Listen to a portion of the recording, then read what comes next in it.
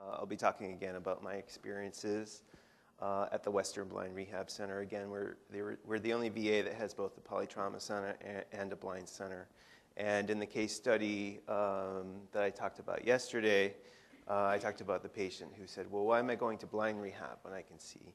You know, he was 20/20. So I think for us, we realized that there was definitely staff training that needed to happen within Western Blind among mobility, low vision staff, working with occupational therapy, physical therapy, speech language pathology, neuropsychology, and on and on and on, optometry. So it's a lot of work to do, and it's been a long road since we formally established the program. I do want to say that we do courtesy reviews for anybody that you might want to refer to the program, where we look at their case, get some information. Usually what we'll do is we'll do pre-screening, we'll talk with the veteran or the active duty service member, we'll talk with the family, find out what the issues are. If you're already treating with them, you're already part of the treatment program, so we would pull you in.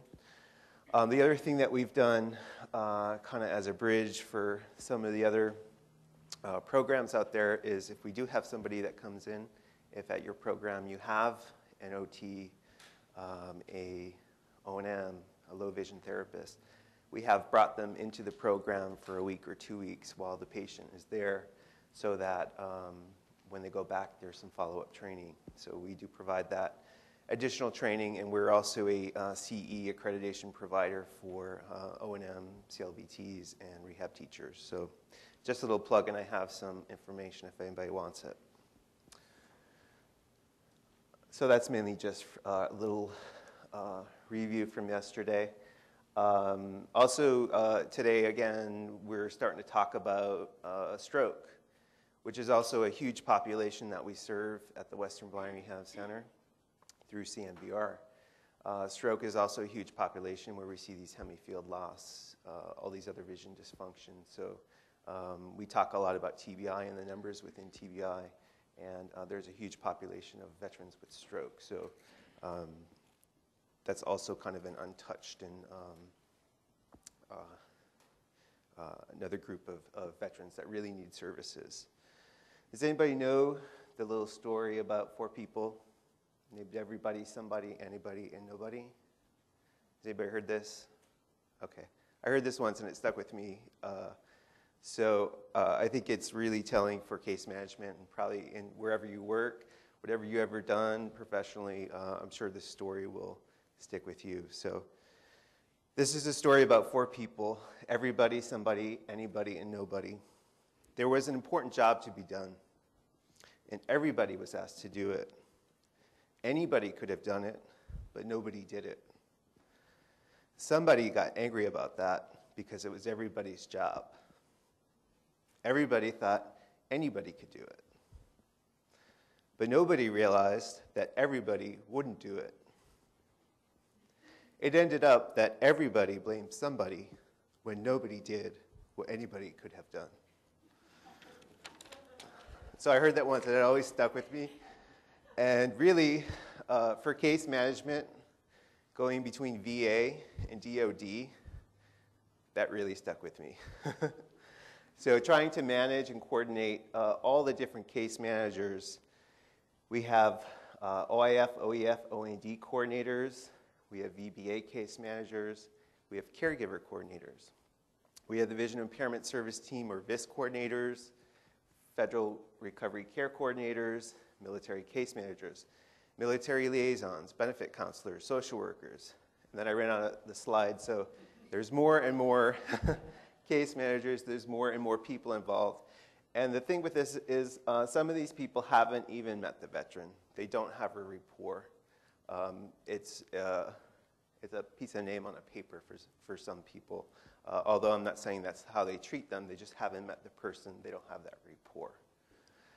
So we really saw a need to have a coordinator, and that's really what the CMVR coordinator position was to do, is to be the point of contact among all of these people. Be the first point of contact with the military, for the patient, the active duty service member, and then coordinate services And all of these case managers follow the active duty service member or the veteran through their transition and coordination of care. So it's really important that all these people are informed, they know what's going on. So we talked a lot yesterday and today about the importance of rapport, especially for these combat injuries and active duty service members that are coming back with brain injury. Rapport is really huge, so if you can take that time to develop that rapport, you'll get a lot more out of rehab, you'll get a lot more out of treatment. You'll find out a lot more what the issues are rather than hitting their wall, because the wall does go up. We have to remember that PTSD, post-traumatic stress disorder, it's a disorder, it's an anxiety disorder. So your first introduction, your first time you meet somebody, that's really a lasting impression. If you have 15 minutes to meet them and quickly rush them in and quickly rush them out, they're going to remember that. That's going to be a negative experience. They're more likely not going to want to come back. They're more likely going to keep that negative experience in their mind, and they'll probably talk about it to other people. What we try to do, since we know that that first introduction is really important, we try to do what we call a personal handoff or transition. So when somebody's in the polytrauma ward, as a coordinator, I would usually go over to the polytrauma ward, meet the patient, meet the family, start building rapport with them so that we could kind of ease into the transition. Once they come over to the Western Blind Rehab Center, then we also would meet with psychology together as a team. We'd meet with social work as a team to kind of hand off the care that this person is part of your treatment team. These are things that they might work with you on. So psychology, for example, psychology is a supportive role in inpatient rehab. They're there to help them get through basically the rehab process, deal with the adjustment issues, deal with the emotional changes they might be going through. Remember, our brains control our emotions. So a lot of times these patients are very emotional, and they may not understand why they're so emotional. So that personal handoff is very important. This also works when we have somebody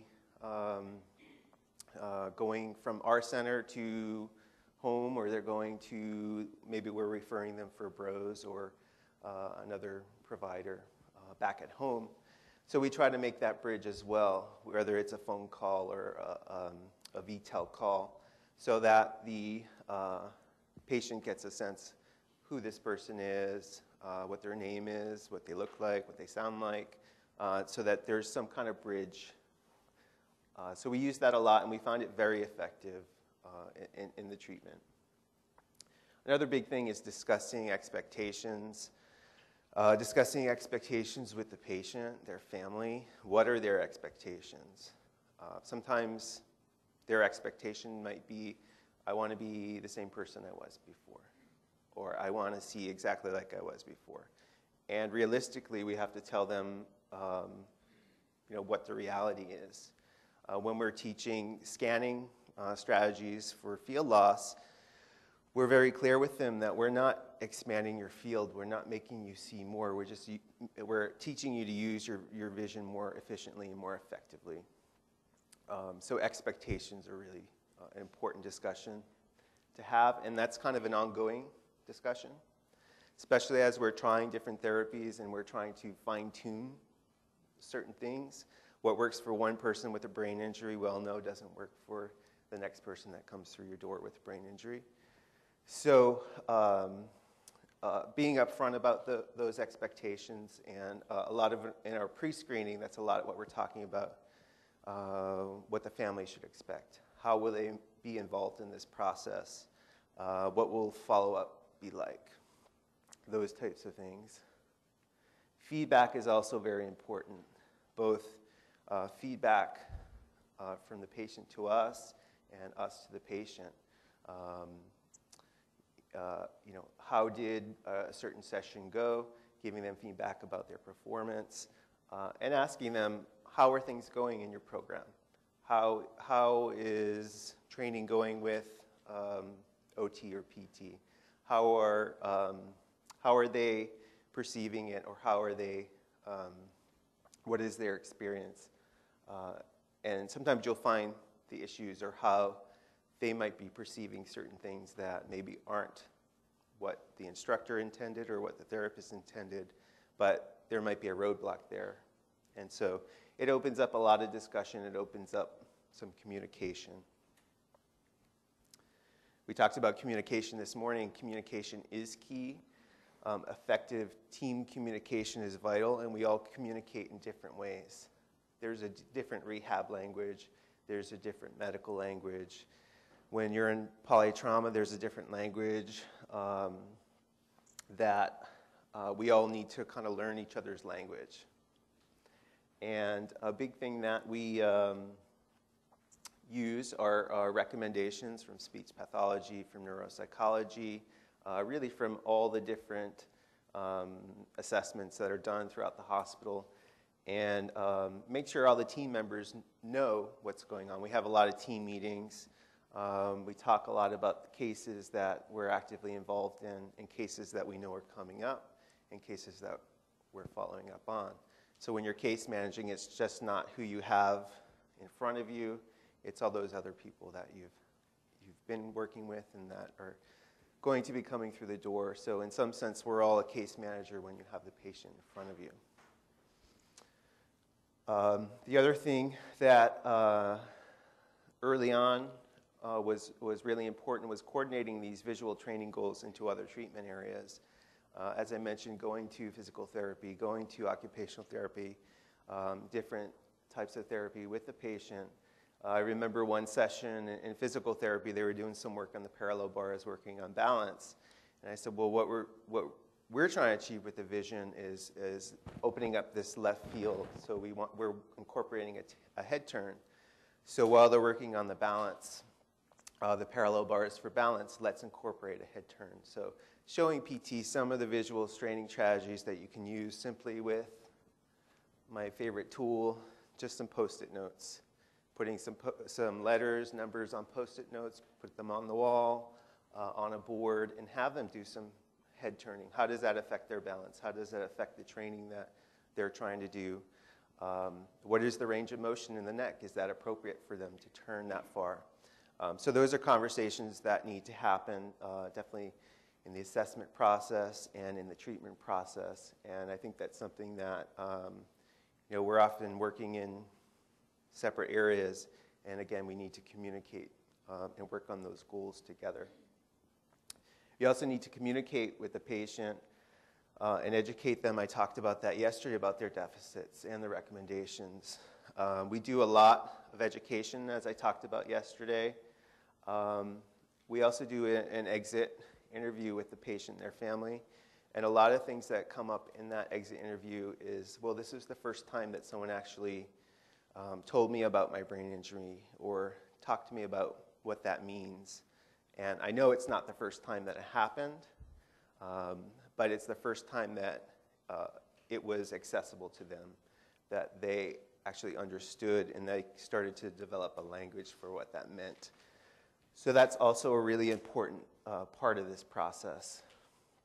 And really that can come from all of us, but we need to make sure that message is the same. As part of case management for, and this is more unique to our program, but we provide the accessible patient schedule for therapy, for recreation, for leisure. So we're making sure that the patient can follow their schedule, they can access it either printed or if it's audio, whatever method they need. If we're working on an iPad or an iPhone, you might schedule put their schedule in their calendar, set it with alarms so that they can start getting some control, start getting getting used to using this tool to help them with their memory issues. A lot of times there's behavior issues with brain injuries, so we're also assisting with those. Assisting with those might mean going to a certain session with the patient as a case manager or coordinator, so that when you see the patient and there's one of those behaviors, you can kind of get more out of that, or you can learn about what those behaviors are. You may not have a lot of time to kind of go on the record and go through all the psych notes and learn about all the things that are the issues with the behaviors. So it's been really helpful to have that kind of in-between person, that point of contact, to help and assist with those behaviors. A lot of case management is being a translator for the family, being a translator for the patient, being a translator among the team. There's a lot of things that are, I guess, misperceived by the patient as they get feedback. If it's a lot of feedback coming at them, a lot of times they tend to shut down. If they go to an appointment and they went alone, and I say, well, what did they say? What did the doctor say? What did the therapist tell you? Oh, I don't know. She said, I don't know. I didn't like the way she talked to me, or the message isn't received. So really finding out what the message is and how to communicate with this person is really important. What types of things might trigger them, or what types of things might help with their understanding is very important. So as a case manager, a lot of times we're translating. We're in this role. We're also doing a lot of training with our staff at our center. Usually every staff is a patient coordinator, which means they're the point of contact for that patient. So any issues, and these tend to be kind of generally smaller issues like, oh, my room is too cold, I need padding for my bed, I need extra pillows, things like that. The patient coordinators are taken care of, and then with the CMVR coordinator, we can kind of deal with the major global issues that are happening that require more time and management. As a coordinator, I'm not necessarily scheduled with somebody every day, so I do look to those patient coordinators to let me know how's it going, what are the issues, and then setting time aside to meet with the patient and say, okay, well, let's do a little review of how everything's going. So as a coordinator, when someone first comes in, I'm really busy. Once they're kind of settled into their program, their treatment team's set up, they're having a pretty good program. They feel comfortable with their instructors and their treatment. They kind of flow along and go through the process. And then again, at transition time, at discharge, coordination becomes huge again. Another big thing for communication is the communication between the military case managers and the VA case managers. Again, these are two systems that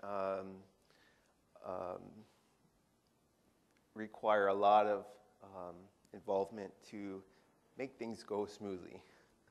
To make sure TRICARE, if someone's active duty, we need TRICARE authorization. Does anybody deal with TRICARE? You do? Communication and advocacy. Because we were doing something outside the box, I did lots and lots of letter writing, fighting for services for the soldiers. Yep. So yeah, they're fun to work with.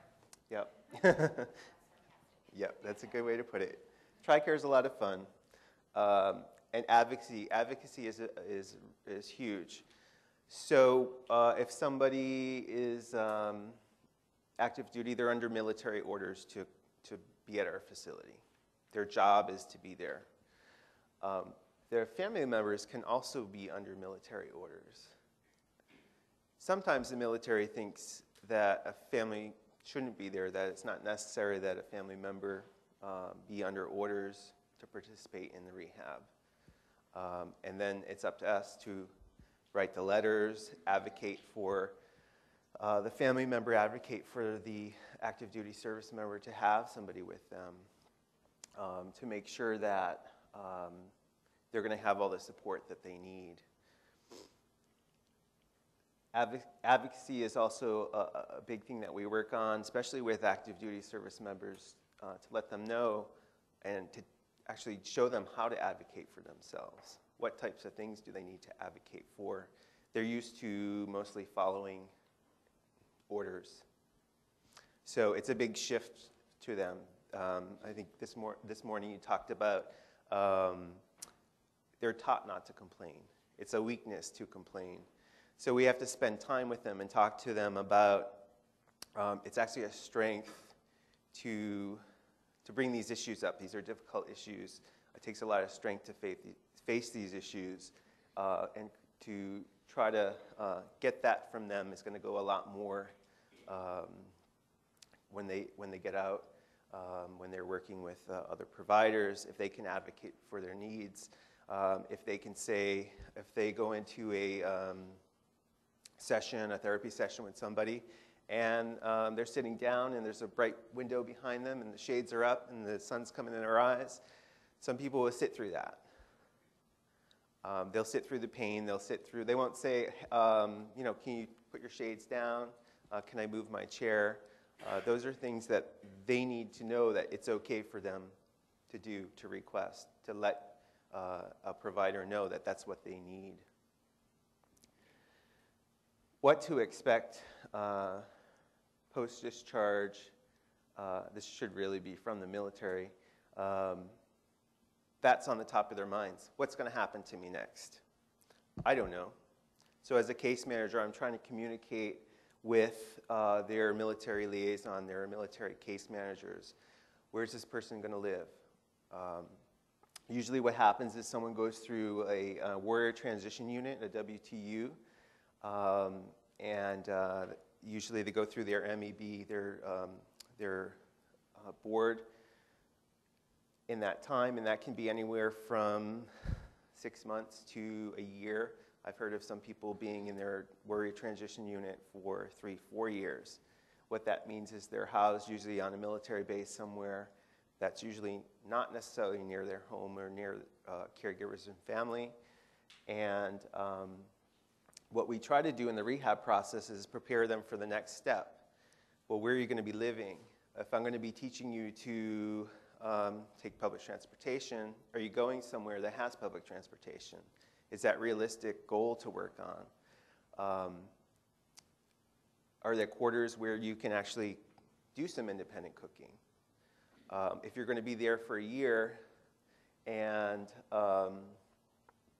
you're getting this training, the training should really prepare you for what the next step is. So with military, sometimes it's unknown what that next step is.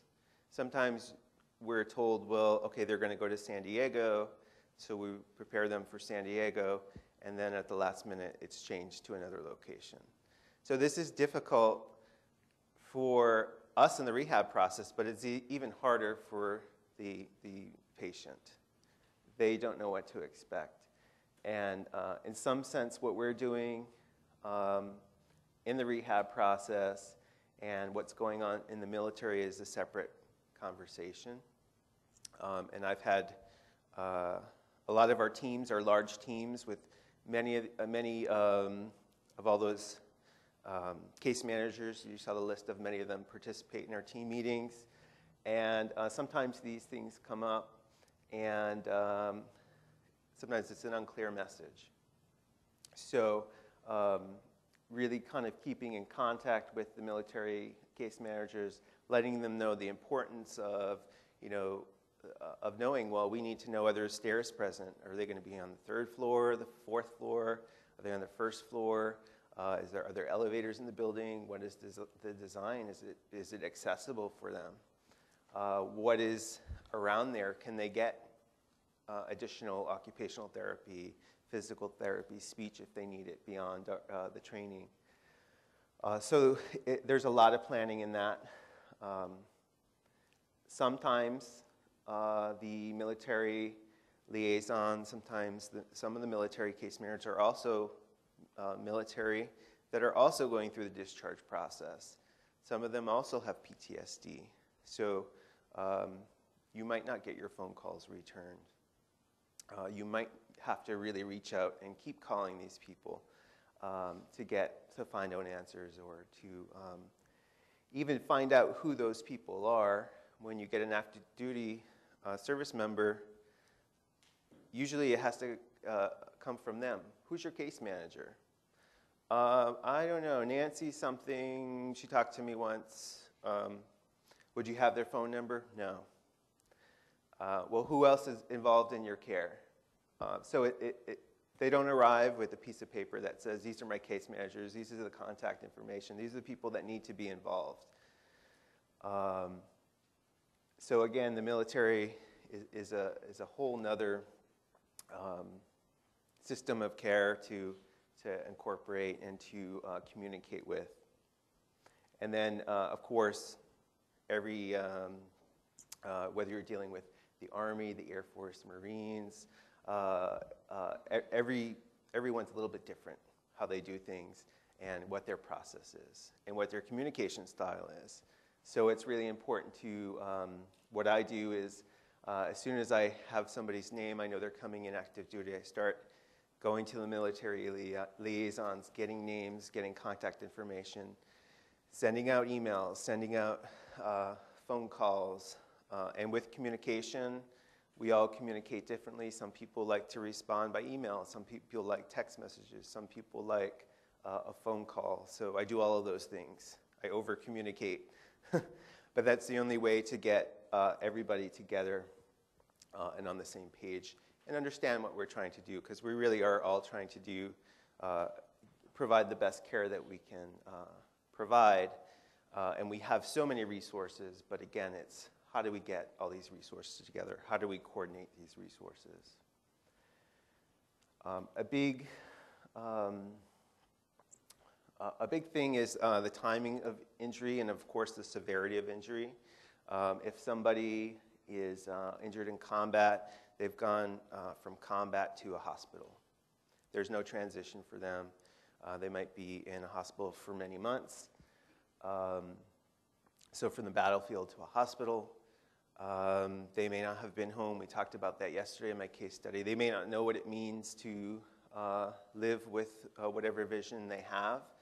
They may not know what this really means for their life, the functional implications.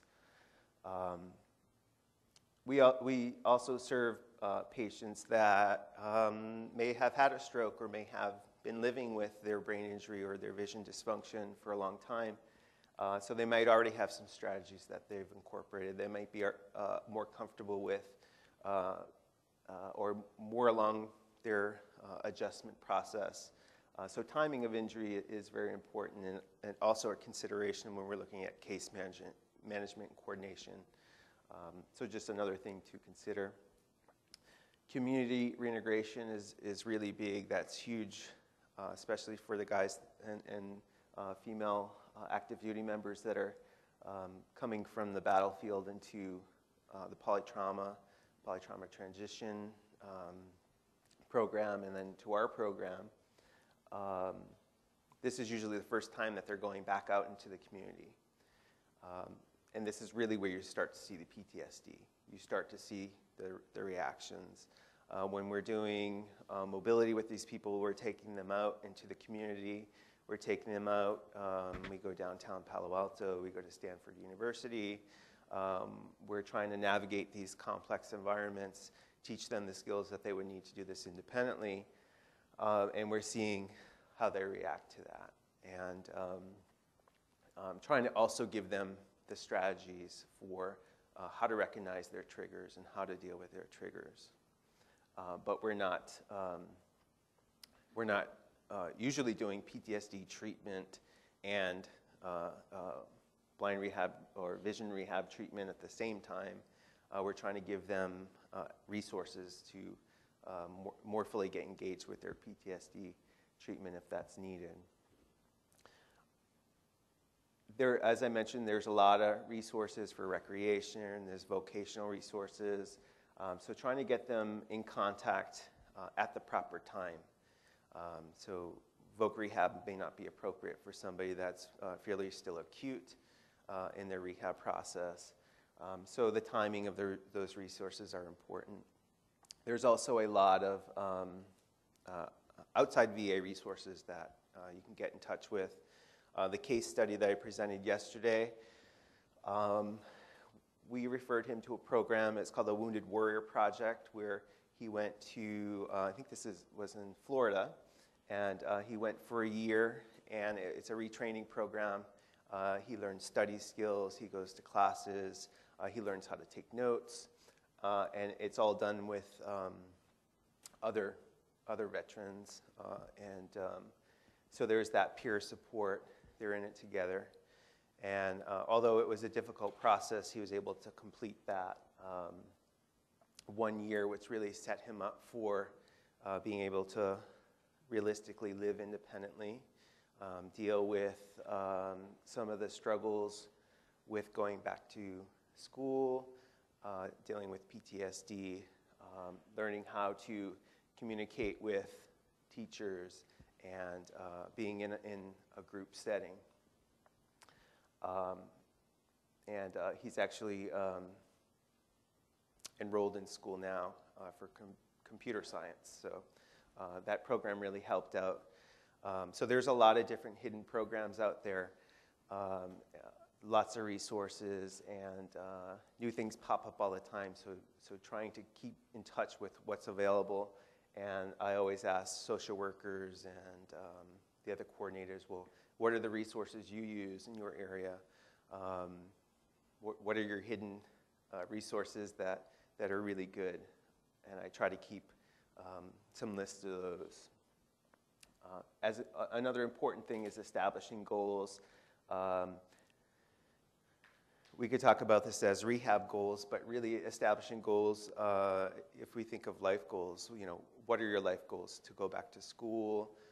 A lot of times when school is a goal, because a lot of times these people are young still, we recommend that they don't go back to school and get a full caseload. Maybe start with one class, see how that goes, use some strategies, use their tools, so that they don't get overloaded right away, so they have a positive experience, and then that will encourage them to continue along that path. So establishing new goals. Also with the timing of injury, nobody ever prepared, or nobody ever thought that they would have a vision problem. Nobody ever expected that they'd be in a polytrauma center or a blind center. So it's never good timing to have that happen to you. And whatever goals they had prior to that might change. So that's important to understand, that suddenly their life goals may no longer be there. They may not have goals at that point. And they may not have even considered what's the next step for them. As a case manager, a coordinator, the caregiver and family involvement and training is also huge. We do have Fisher House at the Palo Alto VA. We also have a Defender's Lodge that they're building, which is similar to a Fisher House. It's a lot bigger, more rooms, so that family can come and stay. And it's a really nice environment. It's more of a home environment. There's kitchens for them to use, and there's other family members, so there's support there. We do provide counseling during this time of transition and change. It's a time of transition and change for the active duty person or the veteran. It's also a time of change for their caregiver or their family members. We talked about the family expectations regarding rehab goals, involvement, but also how they should be participating, or how we would want them to participate on mobility. A lot of times we want family to come, but we'll have to let them know for safety, and for our, if we're doing some street crossing work and the family wants to be there, we have to really let them know where they need to be, so that as we're in our positions, that for safety, that they're not in the way if we need to stop them for something, if they don't see a car coming. So really letting the family know and having a open dialogue about their participation. And a lot of times what we recommend is that they participate heavily in the beginning. That can also be a good bridge for that rapport building, incorporating the family. And then we try to kind of taper off some of that family involvement, which is appropriate sometimes, and then sometimes it's not. That's where really getting to know the family and some of those issues help. And then again, towards the end, towards that discharge process, getting them involved again so that they understand how these tools should be used or what kind of things they might need to help them with.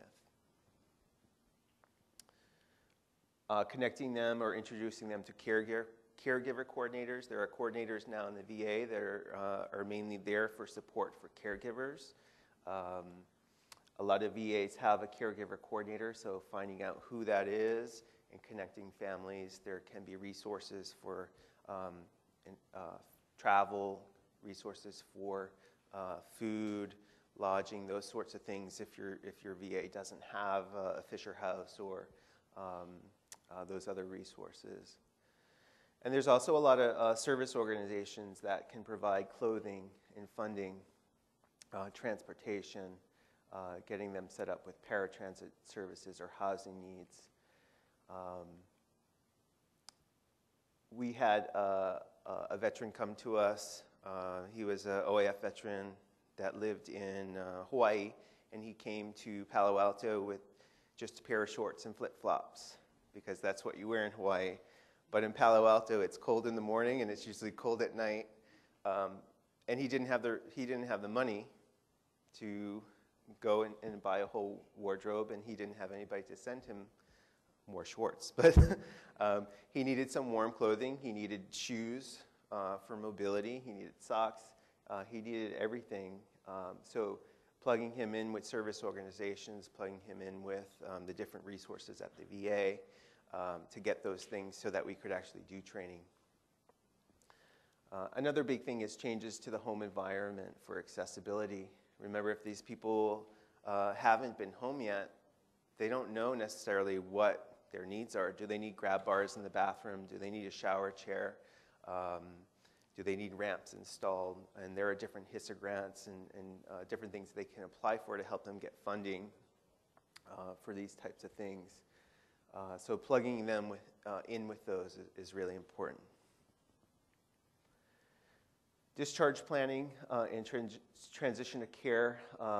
Discharge planning for us, since we're inpatient, is transitioning from an inpatient to an outpatient.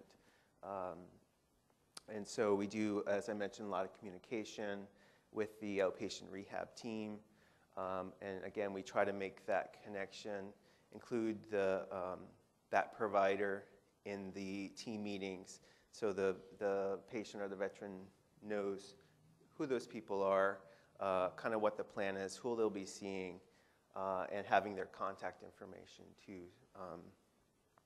I'm sure, as you know, if you deal with a lot of outpatients, that they miss their appointments, there are a lot of cancellations. So we know those are due to a variety of reasons, but again, that rapport and trying to do that handoff transition has been very successful. And making sure any follow-up recommendations go to the appropriate people so that they're actually followed up on.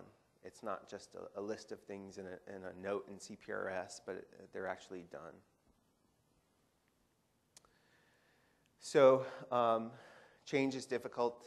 Any type of change is difficult.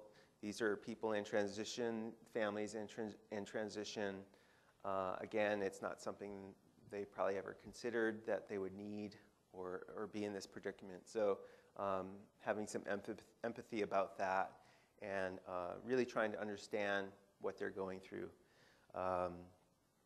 We had, we have cases where there's families, there's children involved, there's young children. How are they going to relate to their children? How are they going to relate to the family? So we try to incorporate the family again as much as possible.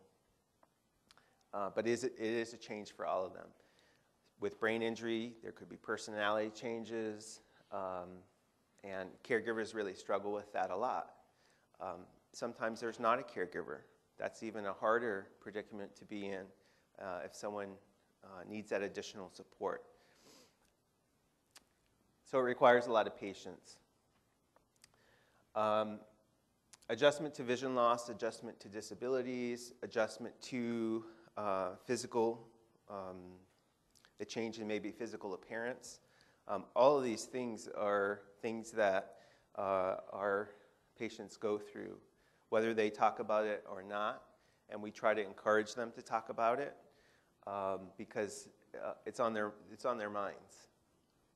And letting them know that what the process is for adjustment, and it's different for everybody, kind of what to expect through that process is important. And that if they are being emotional, if they are having a hard time, letting them know that is okay. That's the process that they are going through, and trying to provide them with some tools and strategies to deal with those.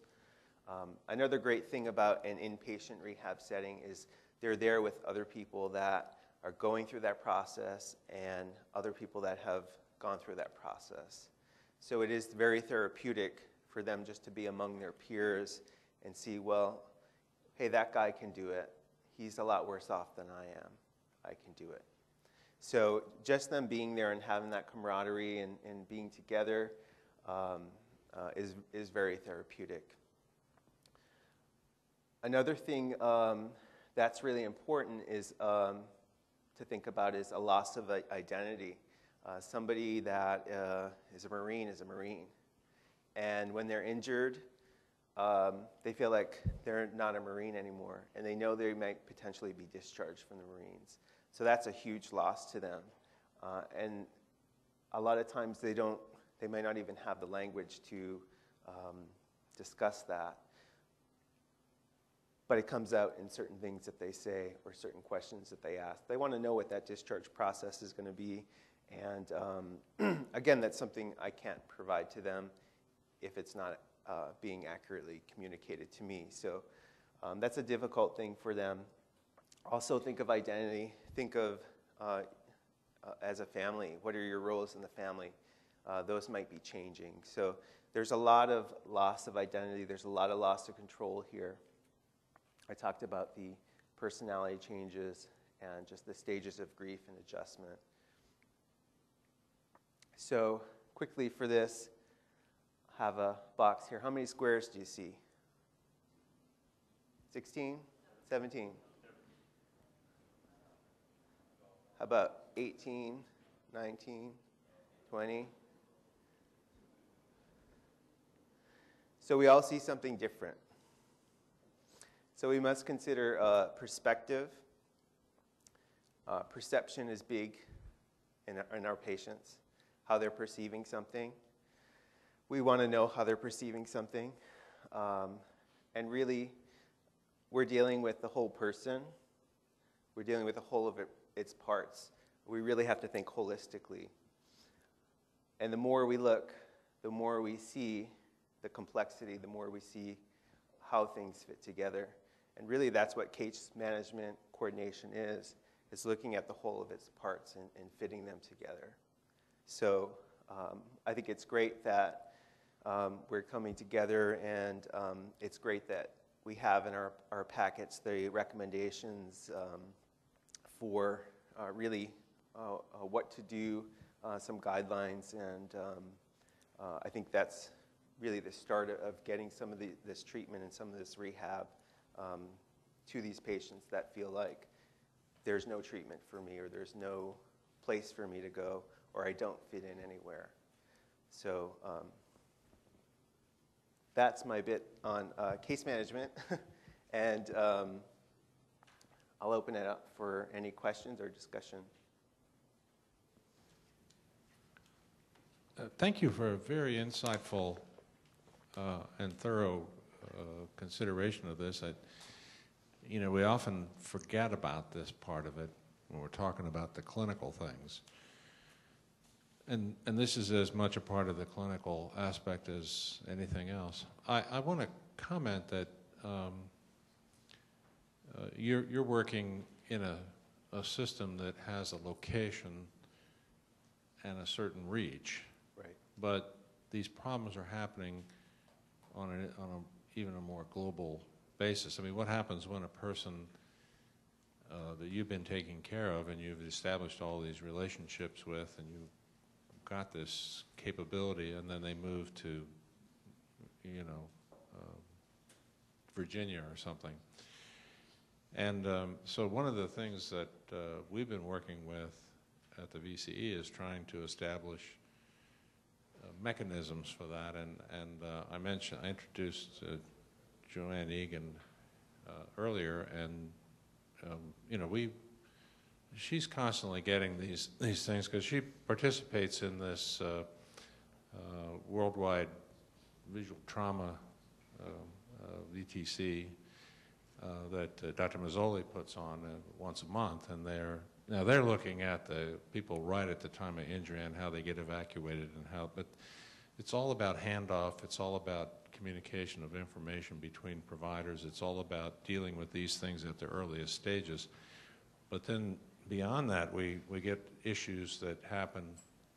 I mean, the most interesting one for me was Joanne called me a couple of weeks ago, and she said that with all the hype and public relations about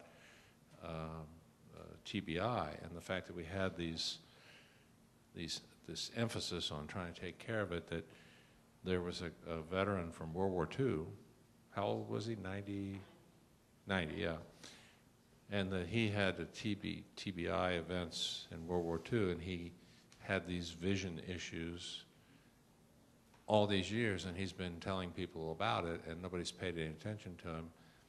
And so he contacted the VCE and wanted to, you know, get worked up for it, because, I mean, I don't know what his issues are, but I think, you know, he is one of these people who's seeking validation for that the system has never paid attention to all these years. And so we got him hooked up with somebody that's a TBI optometrist in his area, and you know, we're going to look at that and see what happens with that. But it goes beyond some of the issues that just the traditional issues. Joanne has been busy with patients that come from other countries. We have one patient in particular that's not a U.S. veteran, but is a veteran of the Georgian Army and who was blinded in Afghanistan? Yeah. And so he's been out at Madigan now for a year, getting reconstructive surgery, and then working with the people at American Lake to try and get his blind rehab done. And so if you think it's complex dealing between just DOD and VA or within departments of VA, then try to bring in a foreign government and all the issues that go with that. So these are very important problems and issues. Good, you're going to get up and talk. I want to thank you. I want to say to you, you are not alone. This is happening globally, you know, across the country.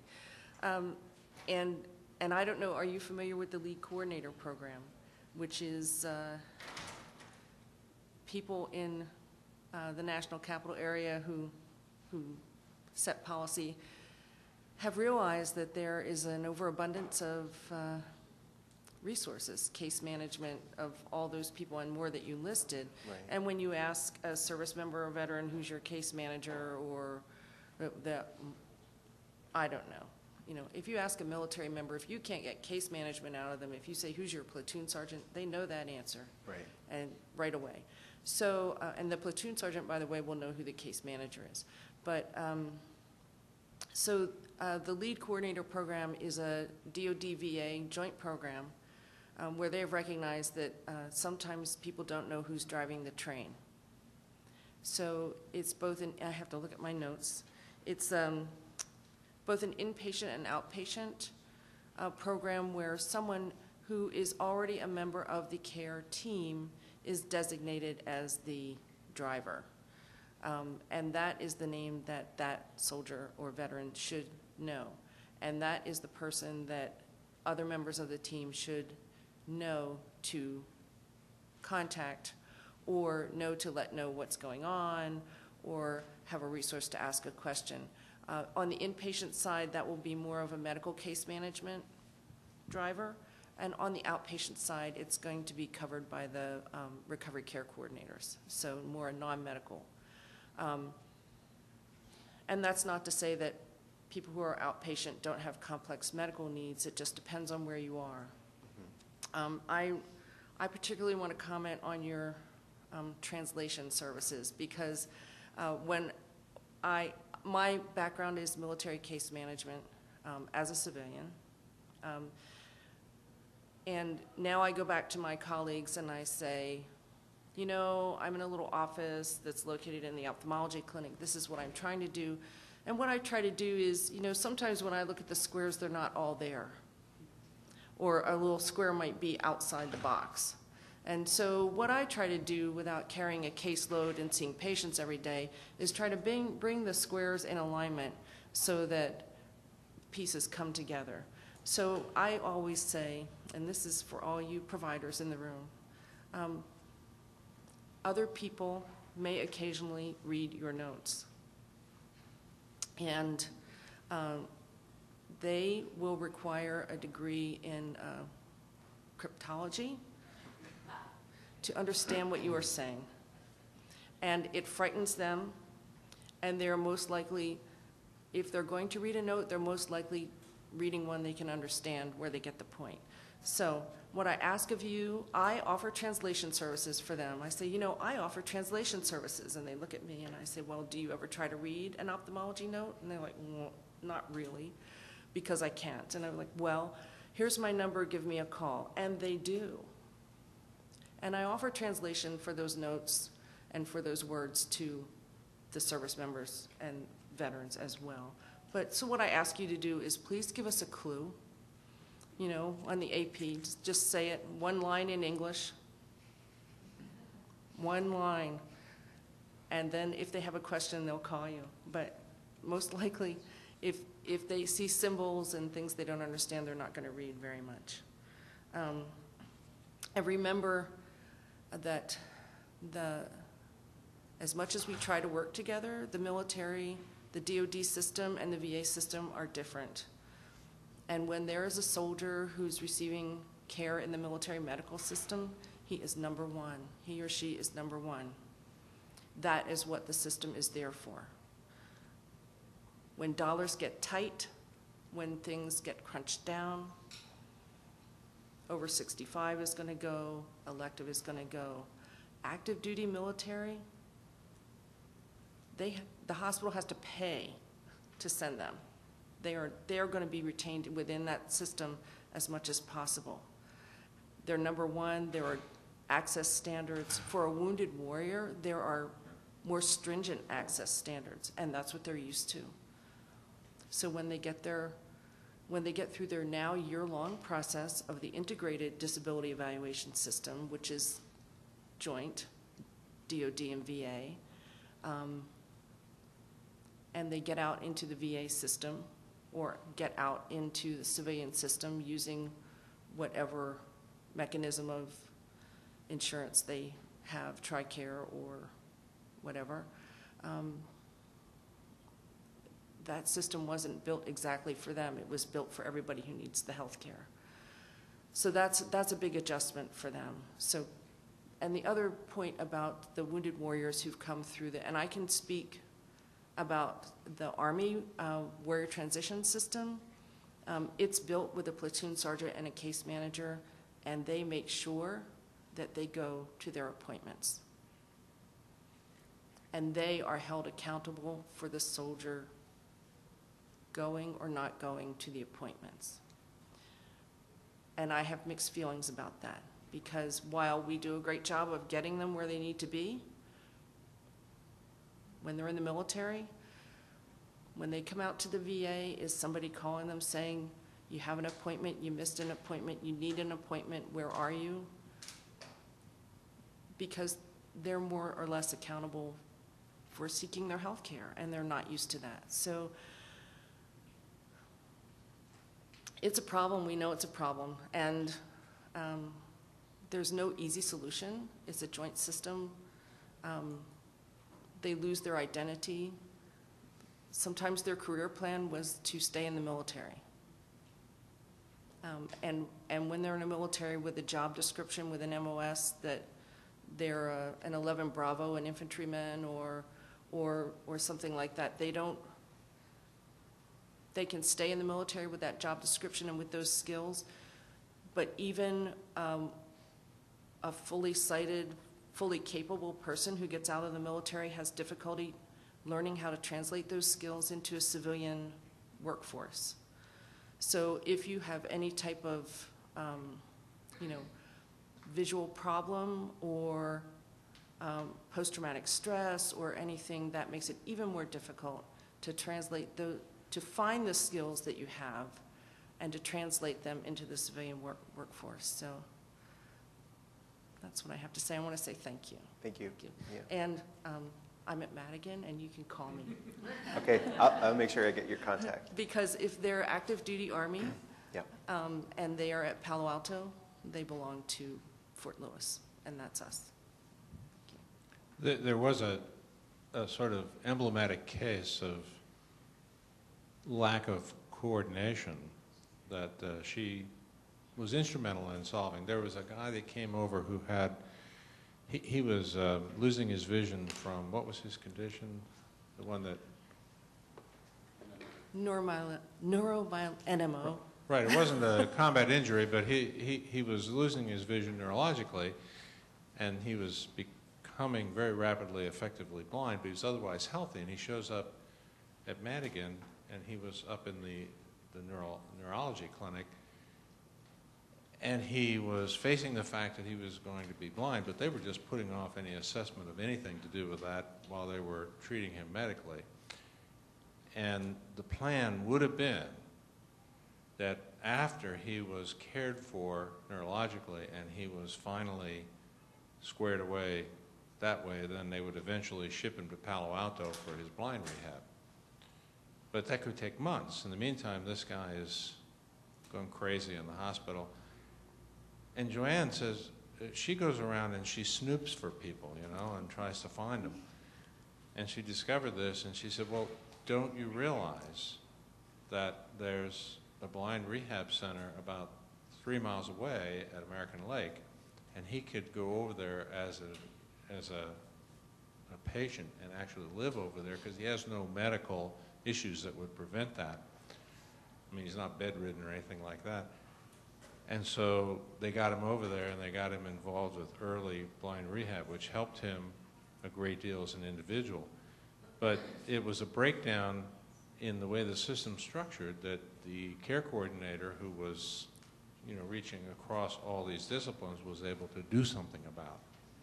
And I think that we all can do those things in our roles if we just open our eyes and realize it. And to just make a couple comments. One is he was a 25-year-old active duty soldier who was confined to the bed on the hospital ward because he was a falls risk and he couldn't see. And on a normal, regular nursing floor, we don't have people who can be there 24/7 to help, to get him to the bathroom, to make sure he can eat. And I said, American Lake is across the freeway. And they said, well, he'd have to go to Palo Alto. And I said, well, not necessarily. So I worked with the inpatient military case manager, and we got in touch with Tim Sniffen, who was then the director of the blind rehab at American Lake. And Tim and Irene Yang and Don Feldhaus and Walt Rakoven, the VIST coordinator, came to the bedside the next day, and Don started immediately to kind of do an evaluation with him and give him more than the pair of moccasins that they had given him to sew up while he was sitting in the bed.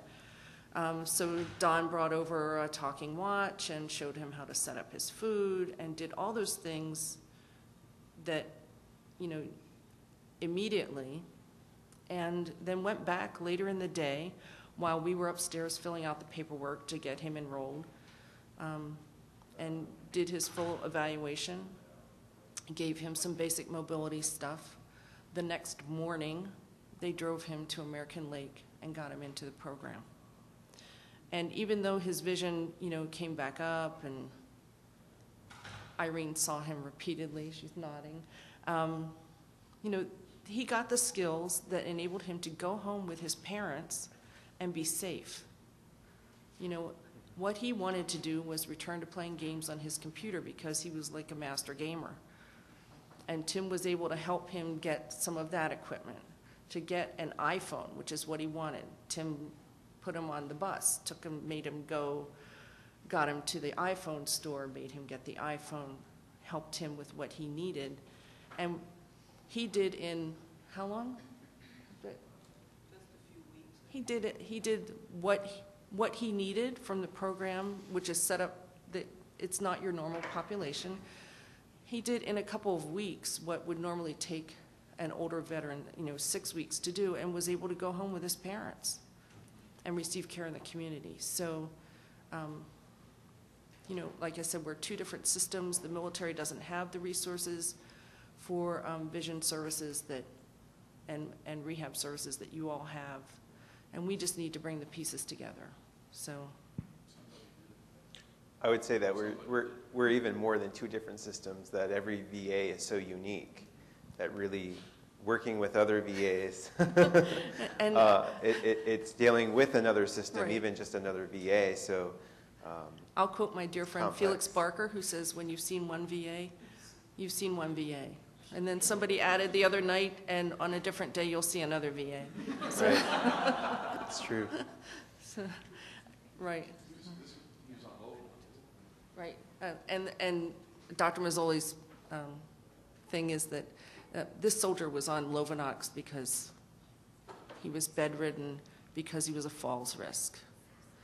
And this is common in the military transport, is that, they have criteria. If you are, if your rails are up and you're in the bed,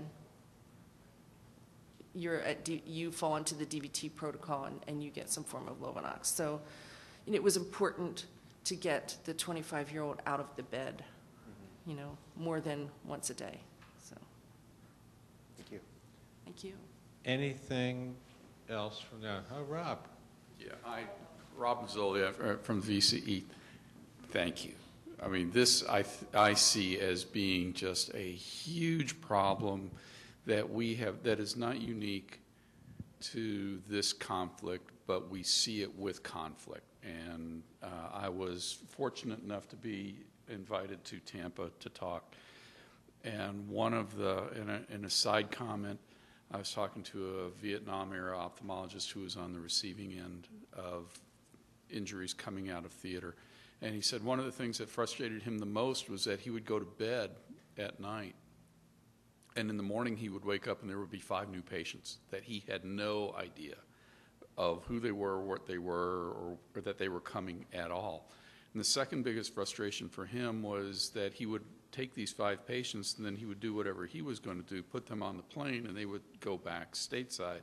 And that was the end of his knowledge on that patient. And there was no follow-up, there was no continuity.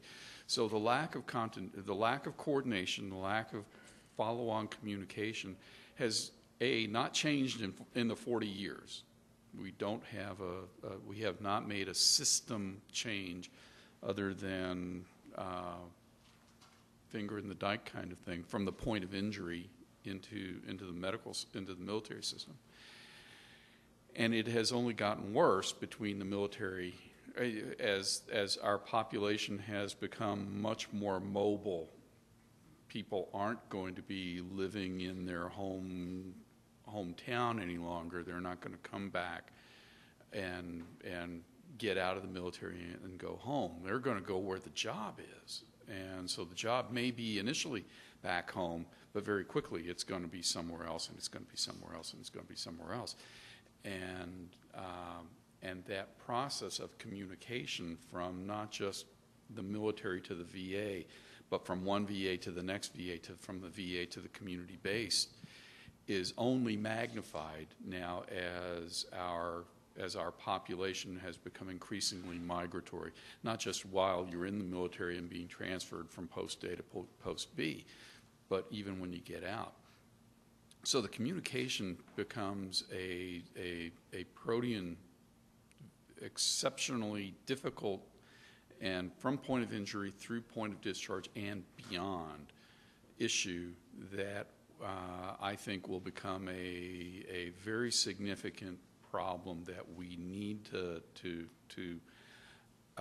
understand, become aware of, and address. The VA has a pretty good system of it, at least once you cross the level into vision impairment. The VIST system is there. One of the